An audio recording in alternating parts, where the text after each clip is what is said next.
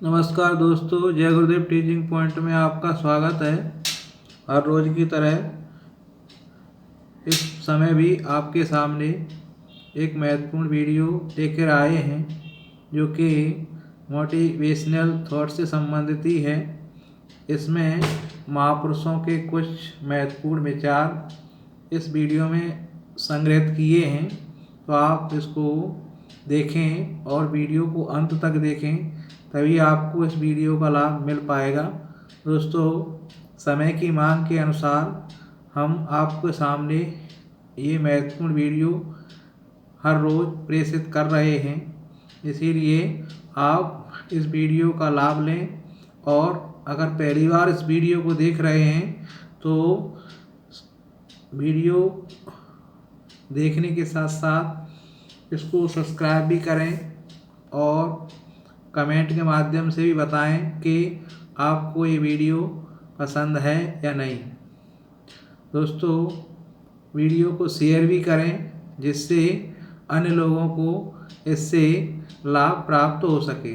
दोस्तों, जैसा कि आपको मालूम है कि ये वर्ष आपके लिए एक सुनहरा वर्ष है, क्योंकि इसमें कई वैकेंसियों का आगमन होने वाला है। तो आपको मोटिवेट करते हुए हमें बहुत प्रसन्नता है, क्योंकि इससे आपको अध्ययन करने में एक नया जुनून प्राप्त होगा। साथ ही हमें सामाजिक दृष्टि से भी बहुत कुछ सीखने को मिलेगा। इसीलिए हमें प्रत्येक क्षेत्र में अगर सफलता अर्जित करनी है तो हमें महापुरुषों के महत्वपूर्ण विचारों को आत्मसात कर लेना चाहिए। तो दोस्तों, अब हम करते हैं वीडियो की शुरुआत।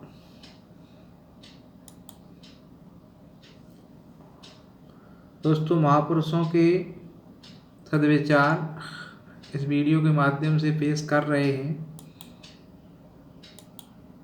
तो पहली स्लाइड में चाणक्य के विचार को यहाँ समृद्ध किया गया है। तो कहा गया है, चाणक्य का विचार है कि गलती से भी अपने राज किसी दूसरों को न बताएं, वो आपको बर्बाद कर सकते हैं। दोस्तों, चाणक्य वही चाणक्य हैं जिन्होंने मौर्य वंश के प्रथम शासक चंद्रगुप्त मौर्य को राजगद्दी दिलाने में अहम भूमिका निभाई थी। दोस्तों, ये बहुत ही उपलब्धि थी। उस समय चाणक्य ने एक महत्वपूर्ण कार्य करते हुए मौर्य वंश को बहुत ही आगे तक ले गए थे। तो दोस्तों, ये बहुत ही महापुरुष थे और इसके विचारों को आप आत्मसात कर सकते हैं। इन्होंने कहा था कि गलती से भी अपने राज किसी दूसरे को न बताएं, वो आपको बर्बाद कर सकते हैं।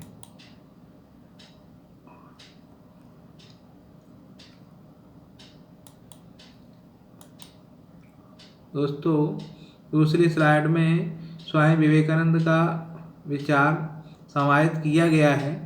तो इसमें कहा गया है, स्वामी विवेकानंद कहते हैं, लोग कहते हैं कि इस पर विश्वास करो, उस पर विश्वास करो। मैं कहता हूँ कि यदि खुद पर विश्वास करो, सारी शक्तियाँ तुम्हारे भीतर ही हैं। वो कहते हैं कि लोग कहते हैं कि इस पर विश्वास करो, उस पर करो, लेकिन मैं कहता हूँ अपने आप पर विश्वास करो, क्योंकि सारी शक्तियाँ तुम्हारे भीतर ही समाहित हैं।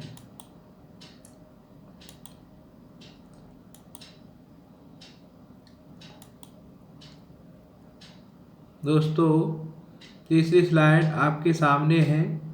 इसमें कहा गया है, स्वामी विवेकानंद ने अपने विचारों को व्यक्त करते हुए कहा है कि जब इंसान को गंदे और मैले कपड़ों में शर्म आती है, जब इंसानों को गंदे और मैले कपड़ों में शर्म आती है, तो गंदे और मैले विचारों में भी शर्म आनी चाहिए।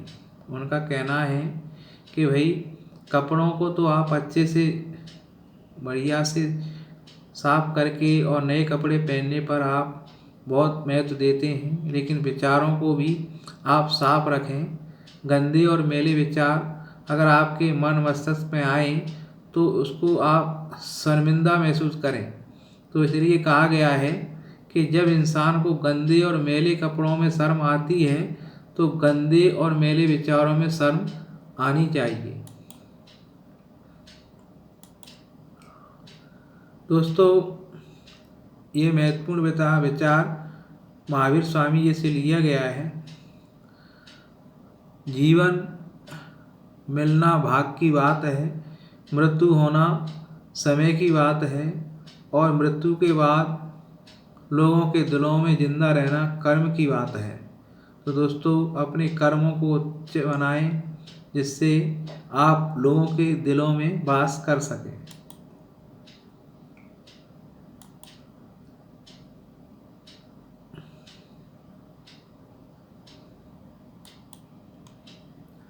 दोस्तों, आप इस स्लाइड में देख रहे हैं डॉक्टर APJ अब्दुल कलाम, जिनको मिसाइल मैन के नाम से भी जाना जाता है और भारत के ये राष्ट्रपति हो चुके हैं और इनका व्यक्तित्व बहुत ही महान था और उनके विचारों को भी अपने जीवन में आत्मसात करें।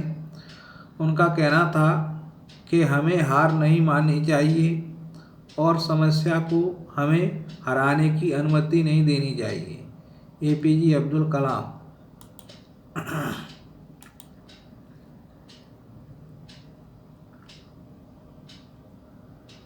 कबीर के विचारों से तो आप भली भांति परिचित होंगे, तो इसीलिए इस स्लाइड में कबीर के विचार को भी समाहित किया गया है। संत कबीर कहते हैं, अपने मन और प्रकृति को अशुद्धियों से शुद्ध रखने के लिए अपने आलोचकों के लिए अपने पिछवाड़े में एक झोंपड़ी बनाएं और उन्हें पास रखें।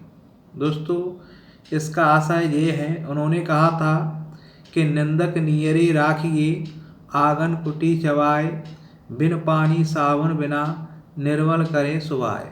दोस्तों, इसका यही आशय है कि जो व्यक्ति आलोचना करता है उस आलोचकों को हमेशा अपने पास रखना चाहिए, क्योंकि आलोचक आपकी बुराई जरूर करता है लेकिन वो आपके व्यक्तित्व को निखारता है। जिस प्रकार वो कहते हैं कि बिन पानी और बिन सावन के एक निंदक आपके व्यक्तित्व को निखारता है, साफ करता है। इसीलिए हमेशा निंदक को एक झोंपड़ी बनाकर उसमें अपने पास रखना चाहिए। ये कबीर साहब कहते हैं कि अपने मन और प्रकृति को अशुद्धियों से शुद्ध रखने के लिए अपने आलोचकों के लिए अपने समीप एक झोंपड़ी बनाएं और उन्हें अपने पास रखें। और इसीलिए उन्होंने कहा है कि निंदक नियरे राखिए आंगन कुटी चबाए, बिन पानी साबुन बिना निर्मल करे सुहाए।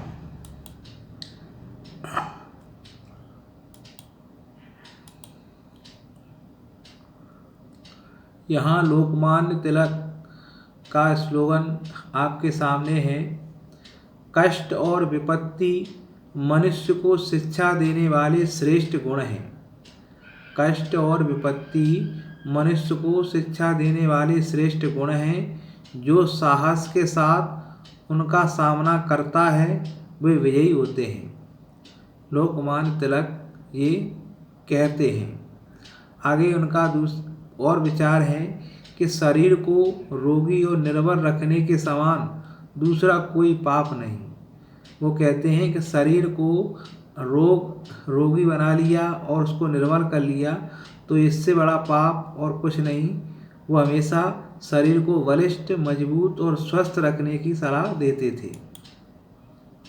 आगे लोकमान्य तिलक कहते हैं, कष्ट और विपत्ति मनुष्य को शिक्षा देने वाले श्रेष्ठ गुण हैं।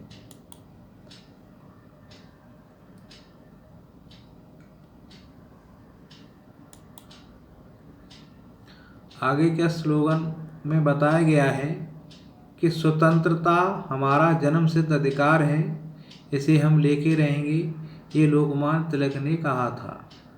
अनुयायी और अत्याचार करने वाला उतना दोषी नहीं माना जा सकता जितना उसे सहन करने वाला। तो वो कहते थे, बाल गंगाधर तिलक कहते थे कि अन्याय करने से ज़्यादा अन्याय सहन करना बुरी बात है।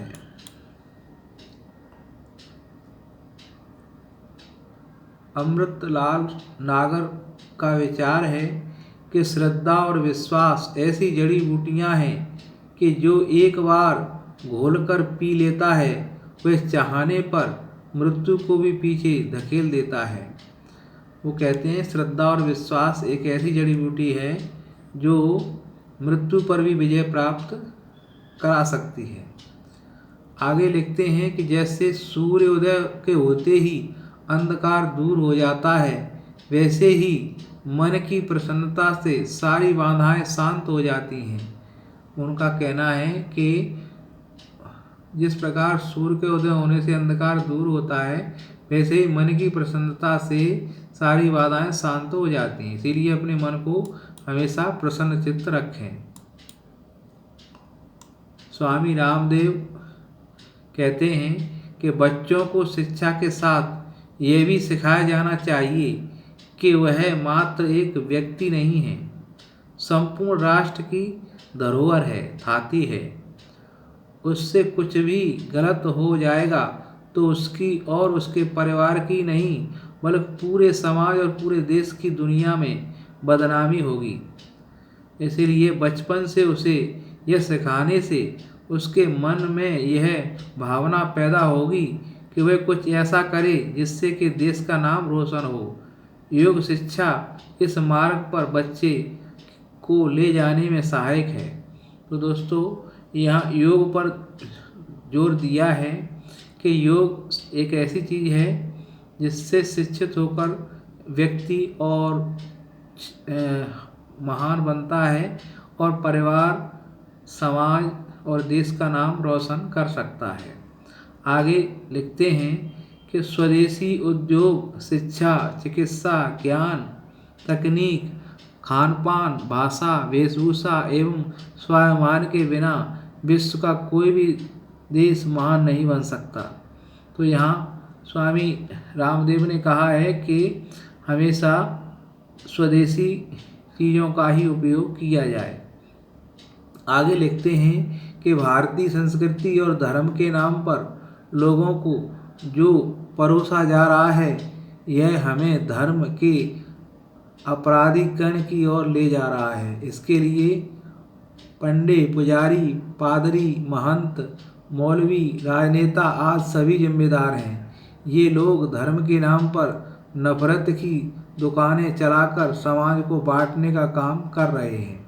तो भारतीय संस्कृति के नाम पर लोगों को काफ़ी उल्टा सीधा परोसा जा रहा है।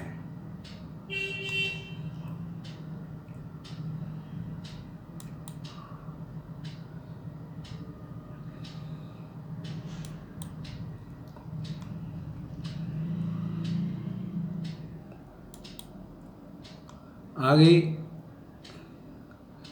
स्वामी शिवानंद कहते हैं कि मस्तिष्क इंद्रियों की अपेक्षा महान है। शुद्ध बुद्धिमता मस्तिष्क से महान है। आत्मा बुद्धि से महान है और आत्मा से बढ़कर कुछ भी नहीं। ये स्वामी शिवानंद कहते हैं कि आत्मा ही श्रेष्ठ है। मस्तिष्क, इंद्रियां ये तो उसकी परिचायक हैं, उसके साधन हैं।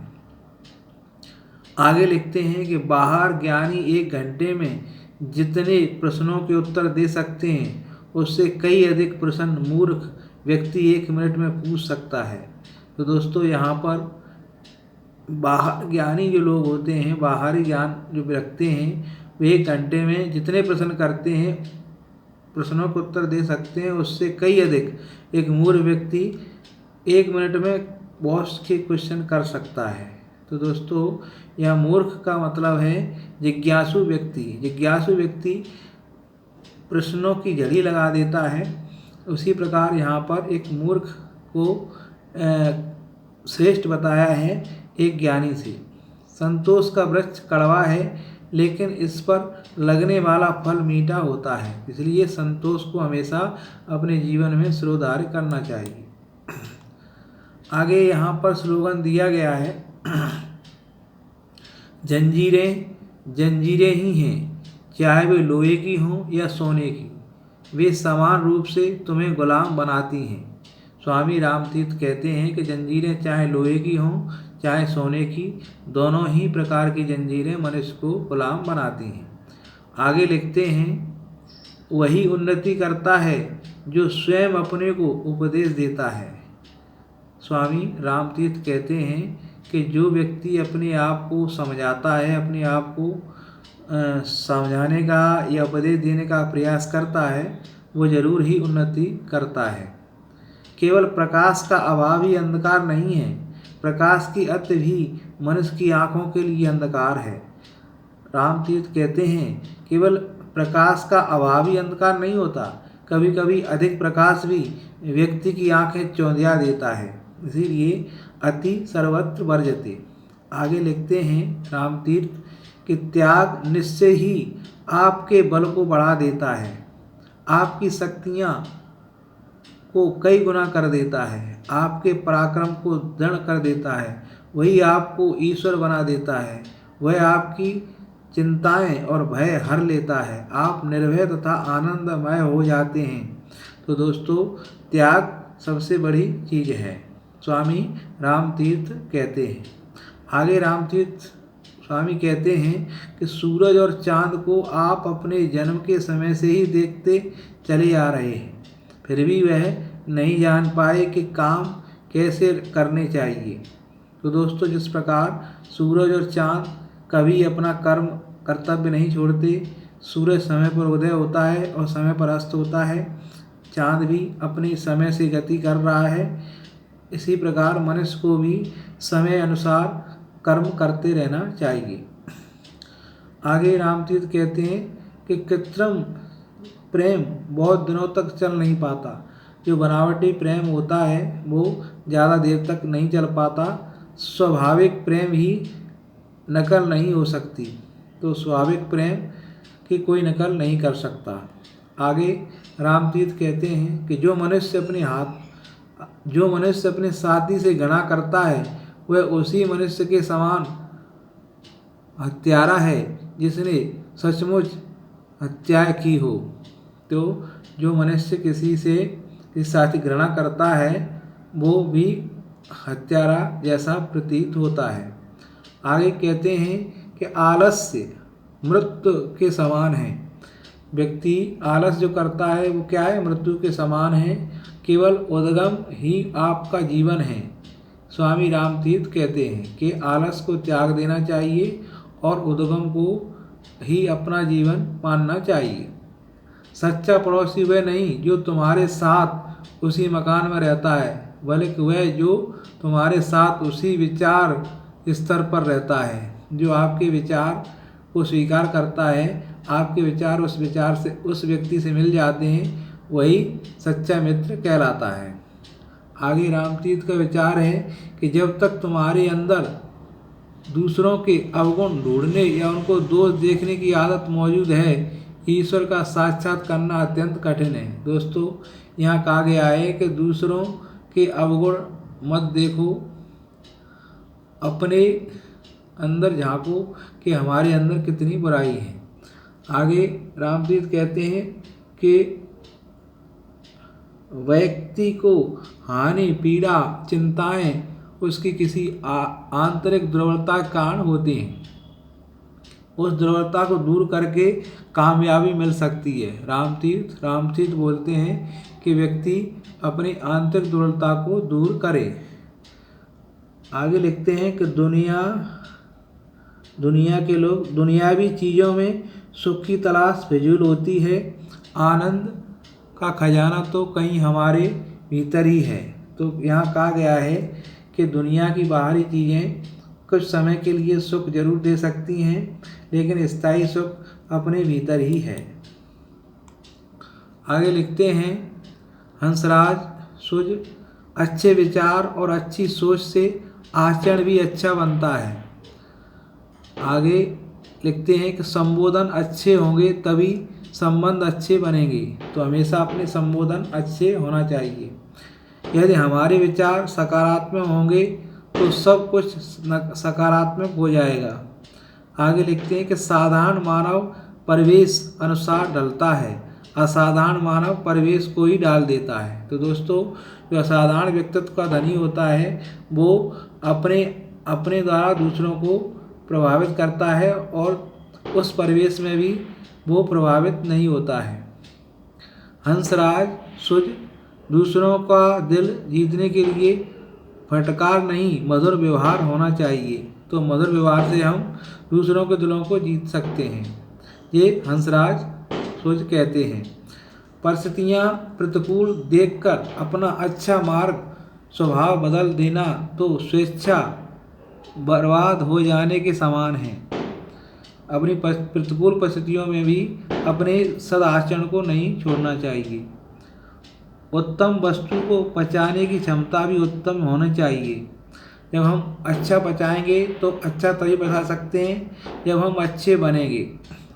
दूसरों के दोष देखने और ढूंढने की तीव्र इच्छा इतनी गाढ़ हो जाती है कि अपने दोष देखने का वक्त ही नहीं मिलता। तो अपने विचारों को, दूसरों के दोषों को इतना देखें कि अपने दोष को भी देख सकें। पतन का मार्ग ढलान का मार्ग है, ढलान में ही हमें रुकना सहलना होता है। सच्चा सुधारक वही है जो पहले अपना सुधार करता है। जो समय गया सो गया, उसके लिए पछताव करने की अपेक्षा वर्तमान को अच्छा बनाना चाहिए। विनय धर्म का मूल है, अतः विनय आने पर अन्वय गुणों की सहज ही प्राप्ति हो जाती है। जब विनय आता है तो अच्छे गुण अपने आप हो जाते हैं। यदि कोई हमारा एक बार अपमान करे, हम दोबारा उसकी शरण में नहीं जाते और यह मान प्रलोभन हमारा बार बार अपमान करता है। हम अभिमान का आश्रय त्याग क्यों नहीं देते? तो हमें अभिमान को अपने जीवन में नहीं रखना चाहिए। यदि कोई एक बार हमारे साथ धोखा करे, हम उससे मुंह मोड़ लेते हैं और हमारा यह लोभ हमें बार बार धोखा देता है। हम अपने लोभ का मुख नोच क्यों नहीं देते? तो यहाँ ये कहा गया है कि लोभ को हम बार बार अपने जीवन में लाते हैं, इसलिए उस लोभ को ही ख़त्म क्यों ना करें। आगे लिखा है कि जीवन एक कहानी है, महलम हम इस बात का नहीं, हमें मरहम इस बात का नहीं यह कहानी कितनी लंबी है, महत्व तो इस बात का है कि कहानी कितनी सार्थक है।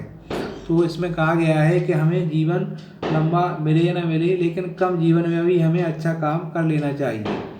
विनयहीन ज्ञानी वस्तु ज्ञानी नहीं है। विनयहीन ज्ञानी वस्तुतः ज्ञानी नहीं होता है। जिसके अंदर विनय नहीं है वो ज्ञानी नहीं हो सकता। ज्ञान बढ़ने के साथ ही अहंकार घटना चाहिए और नम्रता में वृद्धि होनी चाहिए। देह शुद्धि से अधिक विचारों की शुद्धि आवश्यक है। दोस्तों, ये हंसराज के महत्वपूर्ण कुछ विचार थे। आगे स्लाइड के माध्यम से एक बताया गया है कि कभी किसी के सामने अपनी सफाई पेश मत करो, क्योंकि जिसे तुम पर यकीन है उसे ज़रूरत नहीं है, और जिसे तुम पर यकीन नहीं हो वो मानेगा नहीं। इसीलिए कहा गया है कि अपनी सफाई मत दो। जो तुम पर यकीन करता होगा तो वो वैसे ही विश्वास करेगा, और जो तुम पर यकीन नहीं करेगा तो आप कितनी भी सफाई देते रहो वो आपकी बात को नहीं मानेगा। जो नसीब में है वो चल कर आएगा, जो नहीं है वो आकर भी चला जाएगा। ज़िंदगी को इतना सीरियस लेने की ज़रूरत नहीं है दोस्तों, यहाँ से जिंदा बचकर कोई नहीं जाएगा। एक सच यह भी है कि अगर ज़िंदगी इतनी अच्छी होती तो हम इस दुनिया में रोते रोते न जाते दोस्तों। लेकिन एक मीठा सच ये भी है कि अगर ये ज़िंदगी इतनी बुरी होती तो हम जाते जाते इतने लोगों को रुलाकर ना जाते। तो दोस्तों, ये महत्वपूर्ण विचार इस स्लाइड में कहा गया है कि सबकी अपनी कहानी है, वो ऐसा है वो वैसा है, कौन जाने कौन कैसा है। इतना न किसी की ज़िंदगी में झांका करो, दूसरों पर उंगली उठाने से पहले खुद को उस जगह पर रखकर आंका करो। किनारों पर बैठकर यूं ना अंदाज़े लगाया करो, जिस बात का पूरा पता नहीं उसको ना बताया करो।